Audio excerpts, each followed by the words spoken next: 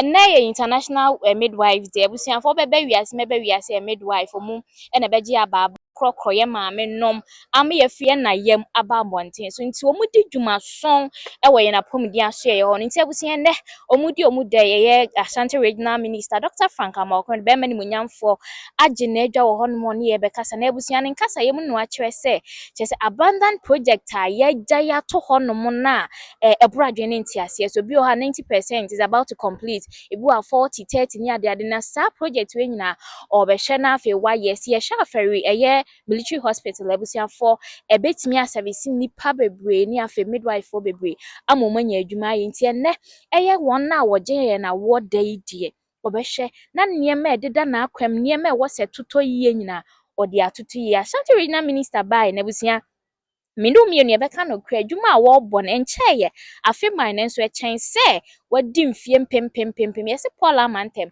nanso wo se na di kamfo monhwe wanhwe a waye ho aye monhwe TV mosomfo na na join yebusuafo onim se monhwe TV de ne mapanko ane de benti ende yene Ashanti Regional Minister ne wona wodi a wo me twa midwife for kodi nkomo yenkase yenko hwe ne yentie bi International Day for Midwives. I'm inviting you, and I'm more assurances of government.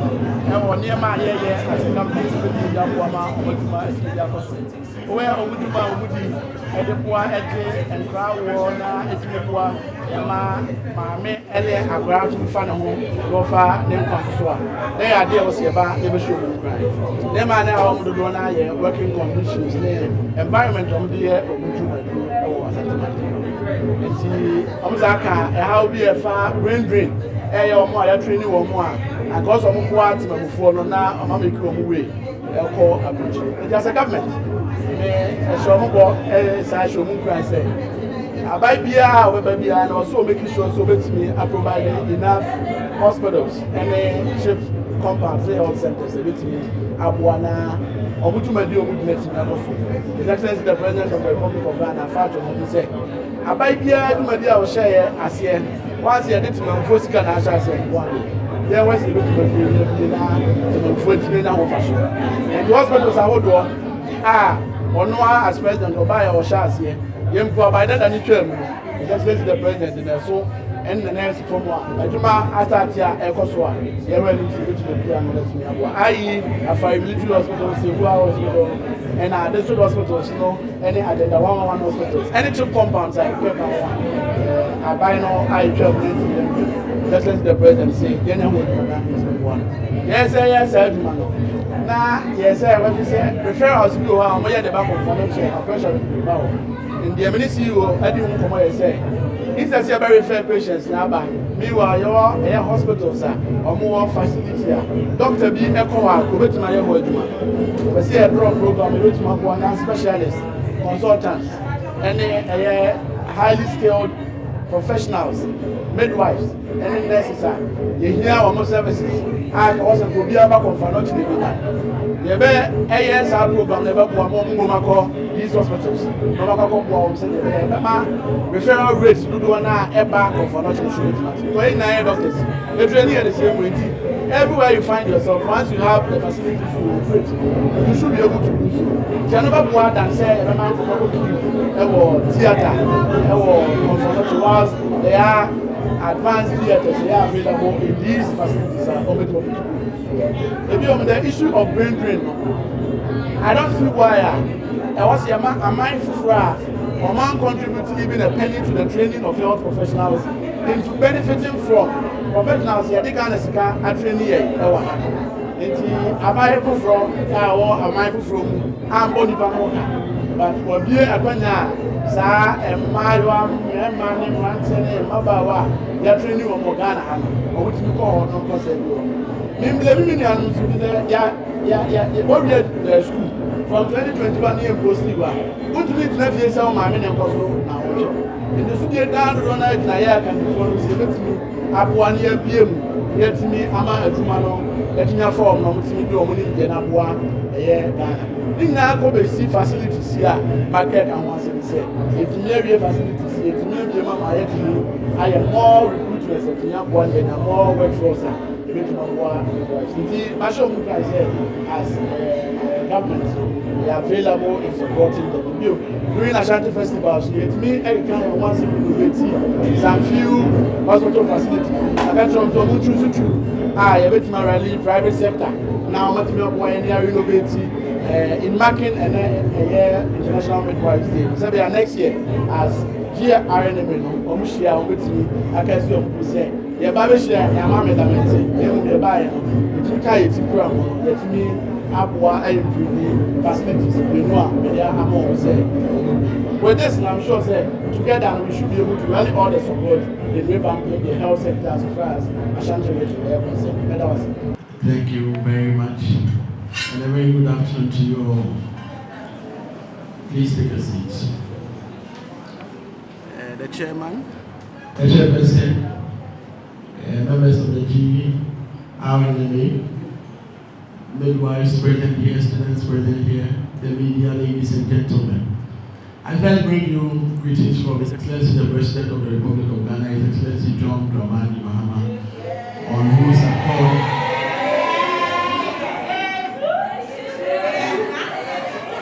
accord I stand before you as Regional Minister, and also to appreciate the team who put this together in celebration of our midwives, who are critical in every crisis.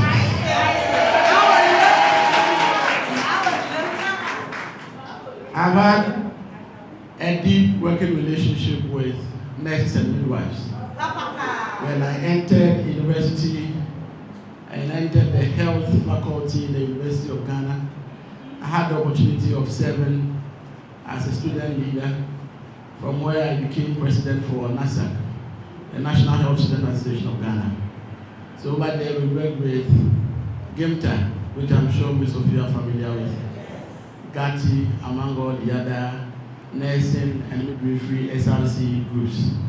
So all the way from students' days, I had appreciated what you do, even in school days, and what you do during your rotations, what you do during your clinicals, and again what you do when you qualify as professionals and serve the good people of the Republic of Ghana and humanity for that matter. Your care, your compassion, your professionalism is what led to my discovery of my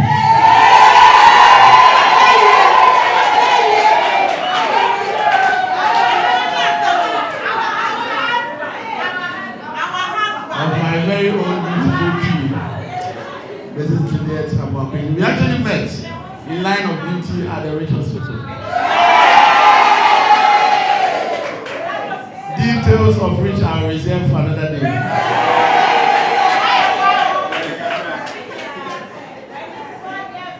So I'm very sure you had 100% confidence that no matter what I'm doing, I will definitely have to spend time. As midwives, your roles at every level of our healthcare structure is very critical. Aside from doctors, PAs, you are the only professionals who are allowed to head health systems at the primary level. So every CHIP compound you visit, without a midwife, you will definitely not be able to provide that services you need to provide for the community. You work there under constraint and under few resources, but yet you deliver and make sure you save lives and make sure you get to support our mothers at that level, all the way to the secondary level, the tertiary level, among others. I was very happy that the keynote addressee mentioned emphatically about the lack of resources and the need for us to come in and make sure we support you. I want to assure you on behalf of His Excellency the President that you have our 100% support as a government. And making sure we make available what is needed for you to deliver on your jobs, so that you'll be able to do so from a clean heart and be able to passionate in serving our mothers. Also, as a government, we want to assure you that as a matter of urgency, there needs to be a national discourse on brain drain. in order that we will not lose our highly skilled and trained health professionals to other countries who contributed close to nothing to their training. Because we spend state resources in training health professionals, and instead of us to devise means to retain them, we lose them to other countries who did not spend anything on their training. It's a critical issue that we need to have a holistic discussion on as a nation in addressing it holistically. I do not usually blame our colleagues who seek for greener pastures elsewhere. Because if I stay home from 2021 all the way to 2025 after school without posting, and I have to now turn to be a dependent on my mother's or my parents who spent on me during my education, even after graduating, then definitely the person will look elsewhere in making sure they are able to be responsible, to be able to support their families and be able to support themselves. So as a government, it's a charge on us to be able to provide that enabling opportunity so that every young person who is graduating from any health institution will have an available source of employment to be able to do that. I keep saying that any government who promises to employ you should first tell you the facilities that they have made available in making sure that you get a space where it's decent enough for you to be able to work at. Our problem as a government and successive government is that instead of practicing government as a continuous organization, we tend to leave behind projects that are initiated by other governments, which could have been completed for the use of the good people of Ghana, and tend to be doing otherwise.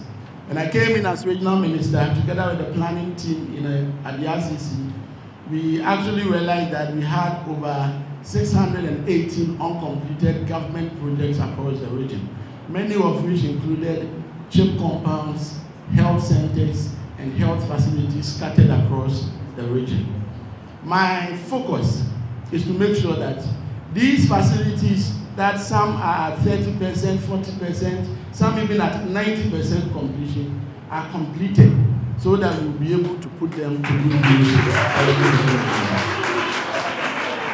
His Excellency the President, with this vision in the health sector, charged the Minister for Defense to come in for us to assess one of the biggest facilities we have here in Ashanti region, i.e. the Afari Military Hospital, which can serve the purpose that 37 military hospital serves for the good people of Greater Accra region.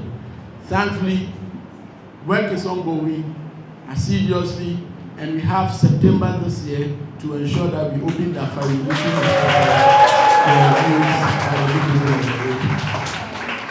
Hospital. Again, as a region, we realize that our referral system begins and ends at CAF. So the facility is overly burdened, for which reason there was a need to have a regional hospital in the form of the Greater Accra Regional Hospital, said that if you have to make any referrals, you will have an option aside from the Konfanoche Teaching Hospital. It is for that reason that we started the Sewua Regional Hospital. His Excellency the President has assured us that within a year of his government, he's going to complete that Sewua Regional Hospital for us to have good use of it as a region.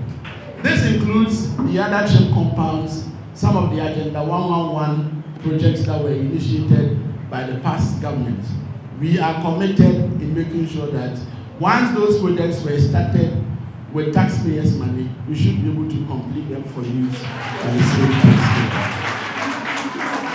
Having said that, we've also realized that there are some unnecessary referrals, if I may put it, that come through to Konfanoche, only because we want to get away with some of the cases that we could manage as health professionals, even at the tertiary, the secondary and the primary level. So, those of you who would avert your minds to the practice at the tertiary and teaching hospitals, usually the cases are first attended to by house officers, to medical officers, to consultants, to specialists, to consultants, and in that order. So what happens is that every medical officer, every nurse, every midwife is trained to a certain standard that irrespective of wherever you find yourself, you should be able to deliver health care. There are hospitals that have the facility that can deliver health care at that level. But you find people queuing in theaters at Confanoche when same setup is made available in other peripheral hospitals. I tried the CEO of Confanoche to provide a list of hospitals that do frequent referrals to Confanoche. This is how we want to approach it. One, we want to put the consultants and then the specialists on call and on notice to assign them to these hospitals that do frequent referrals. So that instead of referring the patient, we rather send a specialist or a consultant with some motivation to be available to these peripheral hospitals so they can deliver health at that level. So these are the interventions we want to institute, even whilst we work to making sure that we provide the good working condition and spaces available at every level of our healthcare delivery in the region and across the country. So I want to thank you all and also assure you that we are available and ready in making sure we equip the centers and making sure we provide a good working environment in promoting and supporting your services as a team. So guys gathered here, I want to Midwife gathered here, I want to thank you and congratulate you for this precious day we are celebrating as International Day of the Midwife. And also encourage you that we appreciate what you do for humanity. We appreciate that the first care we get when we are delivered or when we visit this world is to see the care of a midwife who is either cleaning or beating me to make sure I cry and I cry loud. So that we can appreciate that the airways are patent and the baby is active to follow or to be given to the mother. We thank you for all the photographs you have been plotting.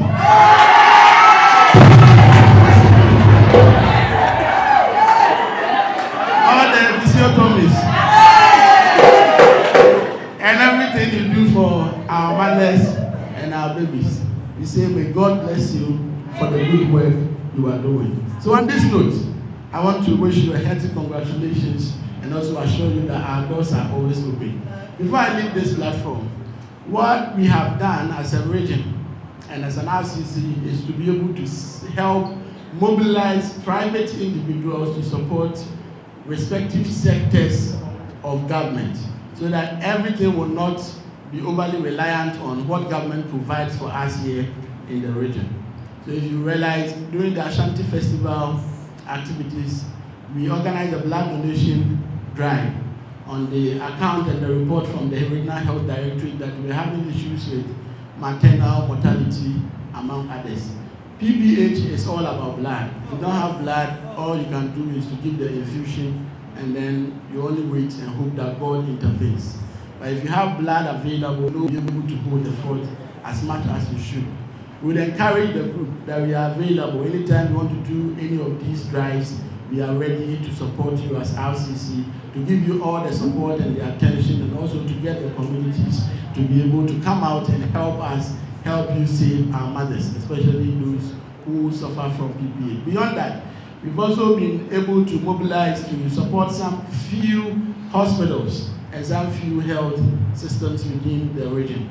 We started with the central prisons where we were able to, with private support, renovate their health center for both the male and also now we are renovating the female health center for the female prisons. Beyond that, we want GRNMA to pick 2 underprivileged centers that you have noticed and let us know so that we can rally that support to at least in the course of these few months be able to provide them some logistics that will be able to serve these 2 underserved hospitals. So that in marking your International Day, at least next year when you are gathered again, you can, as an institution or an association, point to your intervention in making sure that you put those facilities in good use and also in shape. Having said that, I'll thank you once again for your kind attention. Before I exit the podium, I received a sheet of paper prompting me that I should just do a summary for them in Chi. So with your kind permission, I'll just do a summary just in Chi so that the media houses can pick it. That's okay. Okay, so I'm told that we can do that outside while the program continues. Thank you very much. Thank you so much. I didn't know I have all this. So she started mentioning them. Thank you so much. I'm glad to be here this morning. Honorable Ashanti Regional Minister, Chairperson, Regional CNO, colleagues, policy makers, development partners, and most importantly, our devoted midwives. Ladies and gentlemen, it is a great honor and privilege to stand before you today as the keynote speaker to mark the International Day of the Midwife. This symposium holds profound significance for our collective future with the theme, Midwives Critical in Every Crisis. Today, we gather not only to celebrate the selfless service of midwives, but also to examine their fundamental role in shaping a healthier, more resilient, and equitable world. I'm a teacher, so I can speak louder. You know, once a soldier, always. Oh, soldier. Okay. Let me begin to acknowledge the undeniable truth. Wherever crises strike, be it pandemic, natural disaster, armed conflict, or economic turmoil, midwives are among the first responders. Often overlooked, they provide life-saving care, continuity, and reassurance in moments of vulnerability and in crisis. As recorded in the Holy Scriptures, in the book of Exodus 1:15-22, in this account, two Hebrew midwives, Shiphrah and Puah, refused to comply with the directives of the king of Egypt to kill babies born to Hebrew women, an event which eventually led to the birth of Moses, the deliverer of Israel. A contemporary example is found in the middle of a flood zone in southern Africa, where a midwife delivered 3 babies in 24 hours, using only a torchlight and her bare hands. She is not just a caregiver, she is a lifesaver. Similarly, in Haiti, following Hurricane Matthew in 2016, a midwife named Marie-Liette Casmer delivered 6 babies in just a single night at St. Anthony Hospital in GRNMA. She operated without electricity and waved key deep in flood waters using only a flashlight to assist in the deliveries whilst ensuring the safety of both mothers and newborns. These narratives exemplify the dedication and resilience of midwives, who even under their circumstances provide essential care to mothers and infants. But beyond emergency response, midwives are central to achieving the long-term global development targets. Most notably is the universal health coverage, which is the UHC, and the Sustainable Development Goals. Goal 3, which aims to ensure safe, healthy lives and promote well-being for everyone at all ages. Midwives are at the heart of maternal, newborn, and reproductive health services. They provide skilled birth attendants, antenatal, postnatal, and manage complications. In crisis settings, their presence ensures the continuity of essential services, preventing maternal and newborn deaths. Without midwives, achieving universal health coverage and reducing maternal and neonatal mortality becomes impossible. Yay! SDG Goal 4, quality education. Ensure inclusive and equitable quality education and promote lifelong learning opportunities. Well-educated and well-trained midwives are vital for quality maternal care services. Investing in midwifery education will build a skilled workforce that can respond effectively during health emergencies, contributing to health system resilience and quality service delivery. SDG Goal 5, gender equality. Achieve gender equality and empower all women and girls. Now, midwives empower women by promoting bodily autonomy, informed reproductive choices, access to family planning. In times of crisis, midwives often become the only accessible providers of sexual and reproductive health services for girls and women. Correct for 3 points. They play an instrumental role in preventing gender-based violence, supporting survivors, especially in humanitarian contexts. SDG Goal 8, decent work and economic growth. Promote sustained, inclusive, and sustainable economic growth along with full and productive employment, ensuring decent work for all. Midwifery provides employment opportunities, particularly for women in both rural and urban areas, ensuring decent working conditions and fair compensation for midwives who boost motivation and retention, even during crisis. Midwives strengthen the health workforce and contribute to national productivity by ensuring healthier population. SDG Goal 10, reduce inequalities. Aim to reduce inequality within among countries. Midwives often serve in unserved, remote, and crisis-affected areas. They help bridge health service gap for the poor, refugees, internally displaced persons, and indigenous communities. Midwives' role in reaching a marginalized population promotes health equity and social justice. SDG Goal 13, climate action.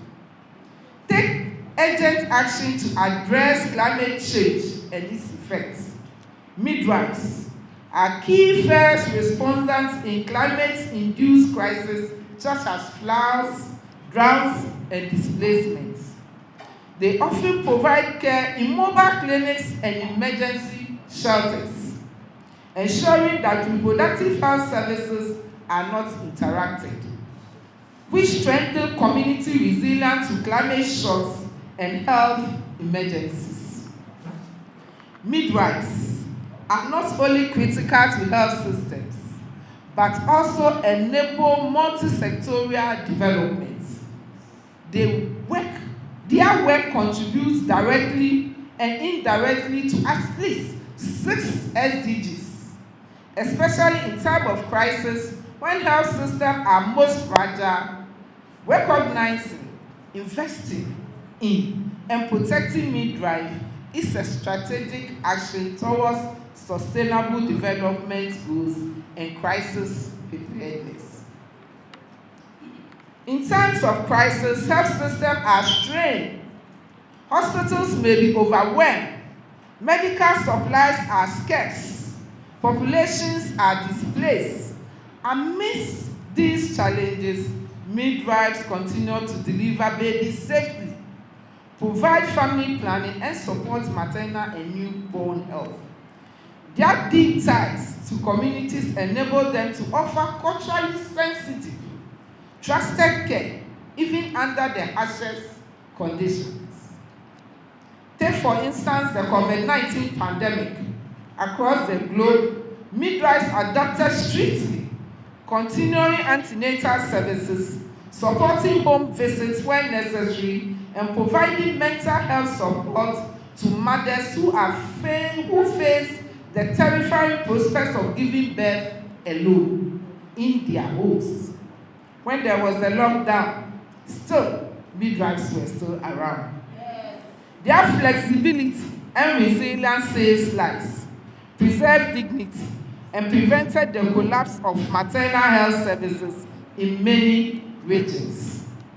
In humanitarian emergencies and low-resource settings, midwives often the most accessible and sometimes the only health professionals available to women and newborn. Their skill set goes far beyond delivering babies. They manage complications, provide consultative services, and offer psychosocial support.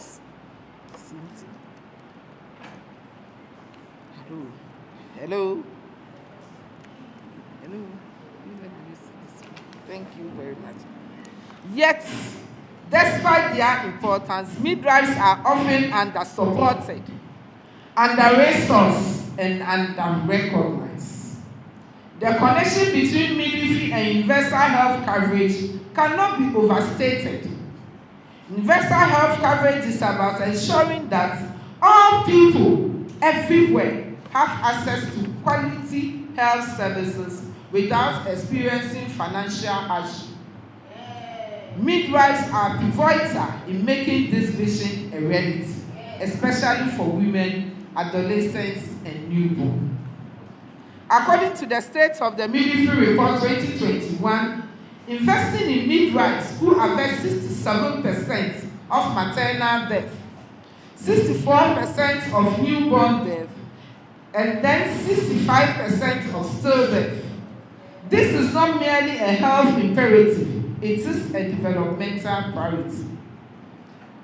To harness the full potential of midwifery, we must address systemic barriers, limited training opportunities, poor working conditions, inadequate pay, exclusion for policy dialogue. We must strengthen midwifery education, ensure supportive supervision, and integrate midwife into national health plans and emergency preparedness strategies. Honorable Minister, distinguished guests, ladies and gentlemen, permit me at this juncture to use this august platform to express concern about the recent exodus of highly skilled nurses and midwives from our beloved country. Data from the Ashanti Regional Health Directorate indicate that the service lost more than 300 nurses and midwives in the first quarter of 2024 to foreign opportunities. This remains the greatest threat our country faces in our effort to achieve universal health coverage by 2030. I urgently urge the government to take immediate steps to enhance the condition of service. We mean better condition of service for nurses and midwives in the country to avert any potential catastrophe in the unforeseen future. This demand for this critical staff in advanced countries following the COVID-19 pandemic is insatiable. And if immediate action is not taken, a large proportion of our nurses and midwives, especially the young and talented ones, will be lured abroad. The challenge at hand has significant implications for health services, in requiring that all action in the health sector align with the long-term national development perspective framework to ensure a convergence of action and purpose, maximizing investment in health for better outcomes. Imagine a world where every woman, regardless of her location or circumstances, has access to a skilled midwife even in the darkest hour of crisis. Today, I make a collective call to action. To government, our Honorable Minister, I say, let's prioritize midwifery in health budgets. Let's create policy environments where midwives can strive and lead. Your investment today will yield exponential health dividend tomorrow. To development partners and international agencies, invest in midwifery education and infrastructure. Champion midwives not just as service providers, but as strategic actors in global health. To health institutions and providers, foster respectful maternity care, end discrimination, protect midwives from burnout and violence, and promote their mental well-being. To us as midwives, our courage, compassion, competence are unmatched. We are not just caregivers, but also advocates, educators, and leaders. Let's continue to raise our voices and advocate for our profession. We are critical not just in every crisis, but also in every effort to build a just, inclusive, and sustainable health system. To change the world, we must first care for those who birth it. In closing, let us reaffirm this truth. There is no universal health coverage without midwives, and there is no achieving of SDGs without empowering midwifery. Let us invest in them, listen to them, work with them as we journey towards health for all. Thank you. Midwives. Critical in every crisis. Oh, let's have the vim. Midwives. Critical in every crisis. Alert. Action. Alert. Action. Thank you very much. Good morning, distinguished guests, respected elders, fellow health professionals, cherished midwives, students, ladies and gentlemen. It is a great honor and privilege to join you in commemorating the International Day of the Midwife, a day to honor the strength, the compassion, and the endless dedication that midwives bring to women and family across the globe. I'm deeply grateful for the invitation to speak on a specific topic, and that is professionalism and customer care. So I added in midwifery, since it is our day. Why are we saying that midwives are important? Nanaire had already outlined some of them. Midwives are pivotal when it comes to the provision of support to women and their families. We provide essential care across reproductive, maternal, newborn, adolescent, and child health. So it means we are providing care throughout the lifespan. So aren't we unique? Yeah. We are unique. And according to WHO, they quoted a report by a study, which is the state of the world's midwife. That report says that midwives can provide about 90% of sexual, reproductive, maternal, newborn, and adolescent health services all over the world. That is why the team Midwives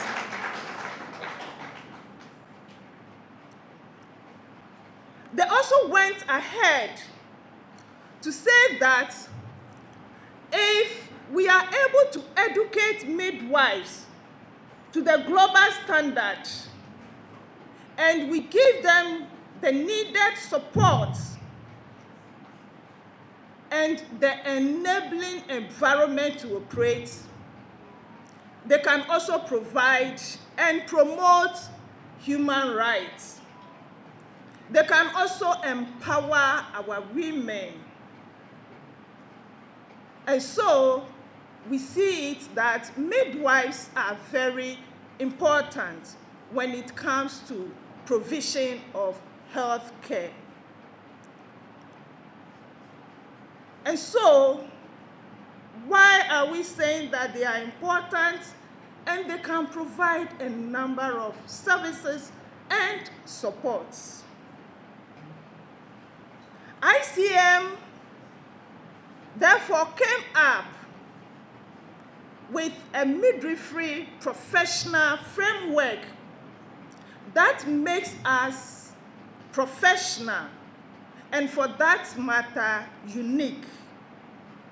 That framework gives us information and direction as to why and how we exist as professionals. I wish there's a projector so that we can look at the framework, but we can do that at another forum. So let's continue with professionalism in midwifery. One of the elements in that professional framework is midwifery philosophy.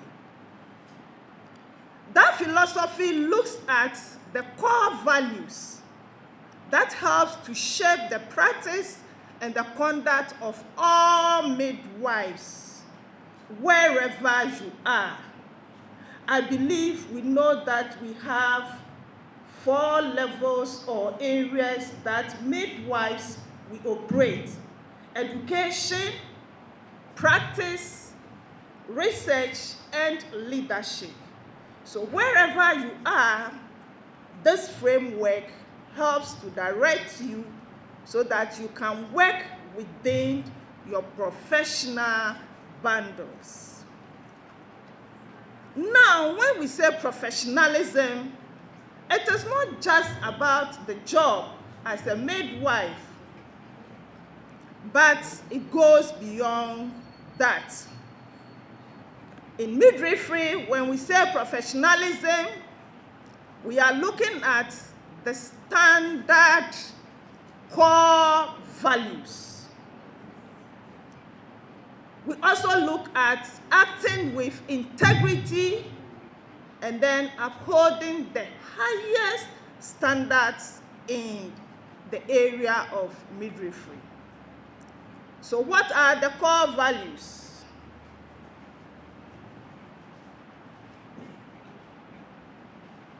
Since it's not a classroom, I do not expect any response.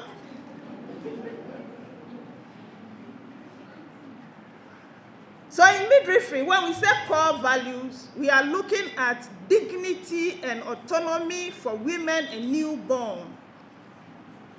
We look at honesty and integrity in your interaction with your clients, your colleagues, and the public.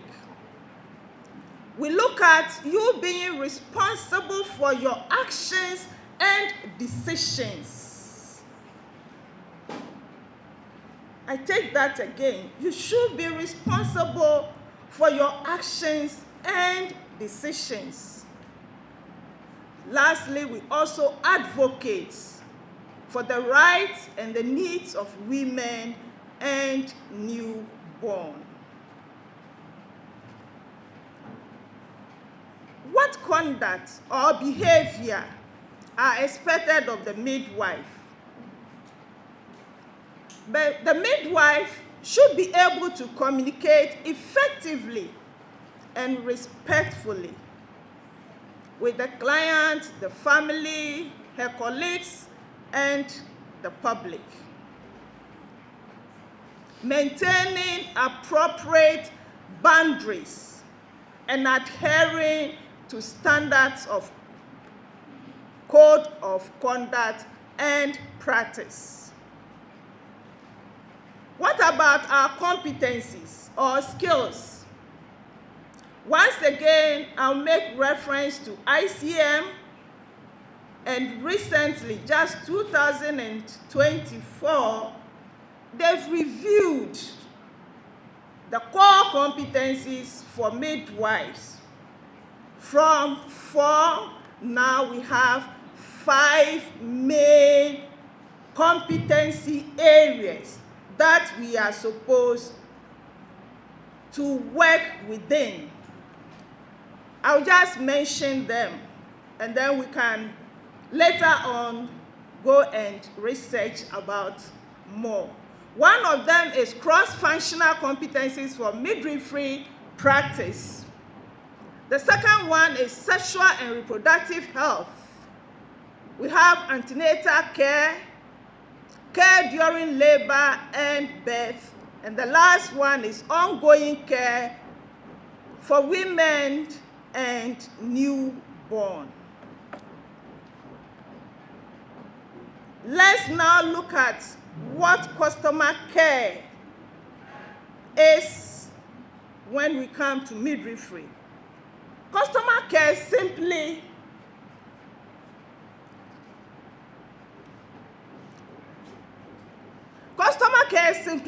is about meeting clients' consents and their holistic needs, looking at their physical, emotional, and social needs.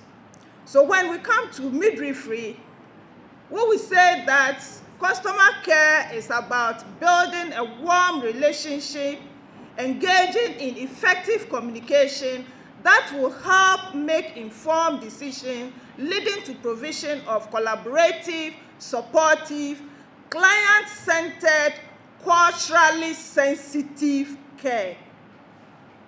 And so, it is not just enough to give definitions for professionalism and customer care, but how do they link? What is the connection between customer care and professionalism?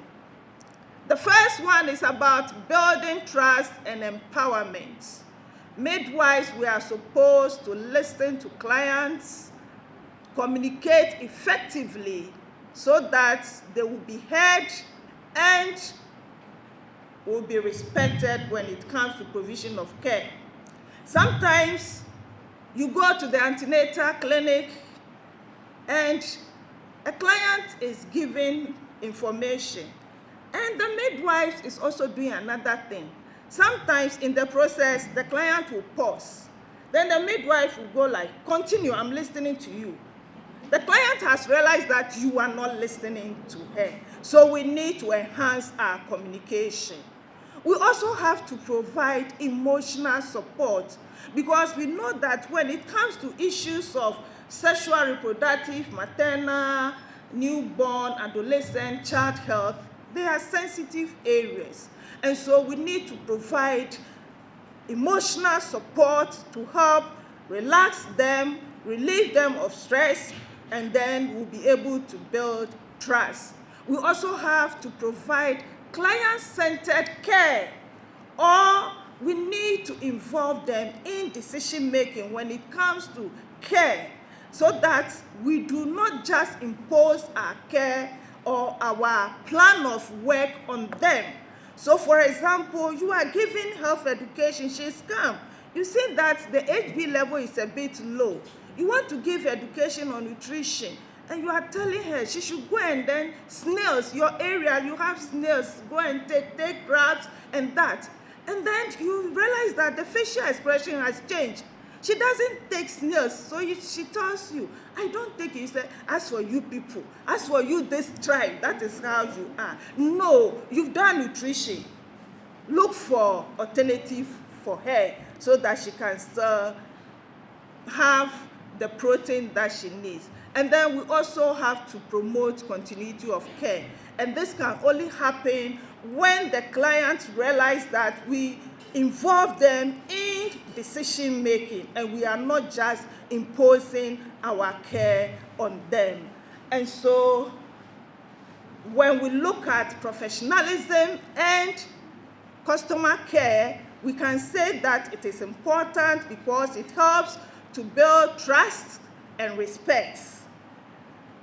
It also helps to improve communication and collaboration.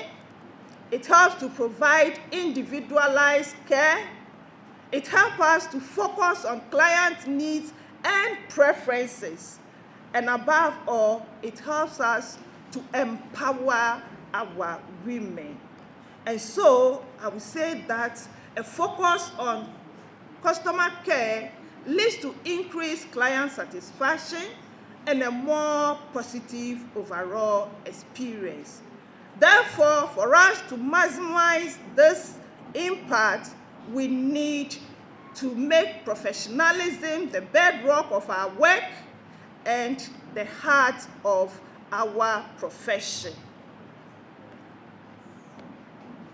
I cannot go without talking about some of the challenges that will go with this. We cannot say that we'll go and then improve on our professionalism and customer care. One of them is workforce shortage, which leads to high workload. And researchers all over in the world, once again, the state of the midwives came out with that. And even in Ghana, there are other researchers. There's one from Central region, one from Upper East region, which also said that high workload affects quality of care negatively.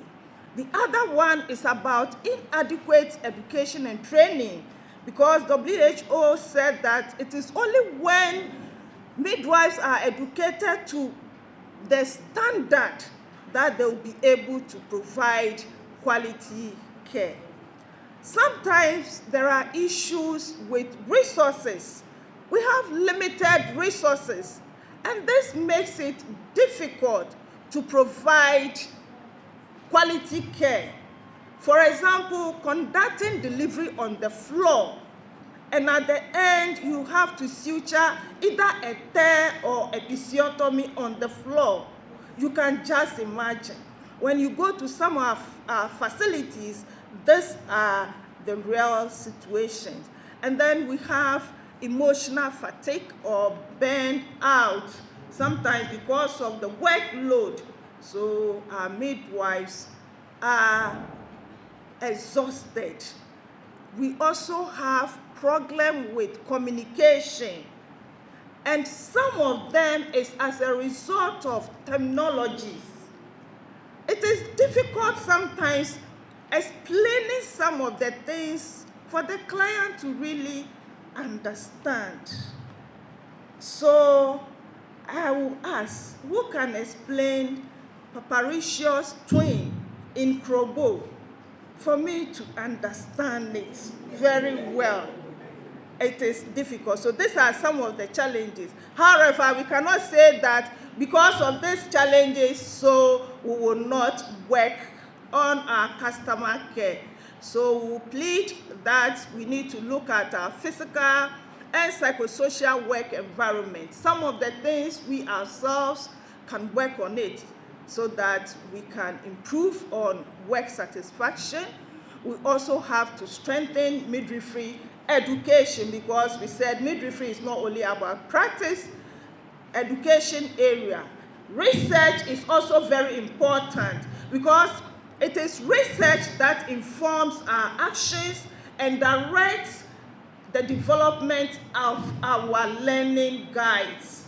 And so we need to take our research seriously, because sometimes you go to the world and people are practicing, they are doing wonderful things, and it is working, but it is not documented. And so we cannot use it.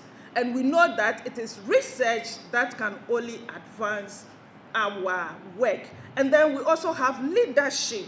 Wherever you are a leader. Once you are a midwife, you are a leader. Because at the antenatal clinic, at the labor ward, when the client comes, whatever you communicate with the client, you are passing an information. You are trying to educate the person to make an informed decision. And so let us create a culture that fosters growth, compassion, and excellence at every level. In conclusion, professionalism and customer care are not isolated. They are a culture, a commitment, and a reflection of who a midwife is. And so there's this saying by Maya Angelou, which says that people will forget what you say, people will forget what you did, but they will never forget how you made them feel. So let's make our clients feel respected. Let them make them feel that their concerns have been addressed. And we can only do this by starting from the classroom. That is where we lay the foundation. And then when we get to practice, we have to shape it. And we should also engage in research to help us make informed decisions, because midwifery and nursing is dynamic. And then we'll ask that our leaders to help drive this agenda. So as I leave, I will call for an action. Let us commit to a future where every woman meets a midwife who is not only skilled, but also respectful, collaborative, and caring. How will you model professionalism in your next shift? The practitioners, how will you model professionalism in your next shift? The tutors, in your next class, how are you going to model your professionalism? Our leaders, in your next meeting, how will you model professionalism? May you continue to find strength in your service, wisdom in your decision, and enjoy your journey as a midwife. I want to wish you all happy International Day of the Midwife.